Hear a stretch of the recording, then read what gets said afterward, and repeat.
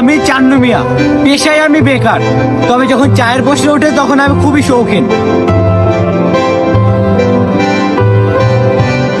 আমি বাসে না গিয়ে টঙ্গের দোকানে ঘুমাই, যাতে সকালে উঠে সবার আগে চাটা আমি কিনতে পারি।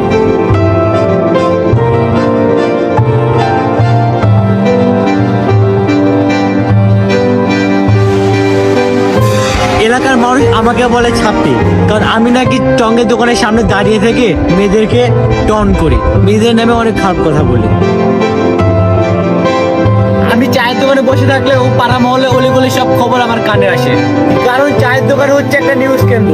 আপনি পেপারে যা নিউজ পাবেন তার থেকে আরো ডাবল নিউজ পাবেন চায়ের দোকানে বসলে। সেই জন্য আমি চায়ের দোকানে বসে থাকি।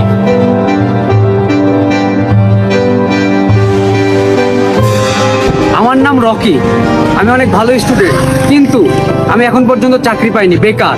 25টা চাকরি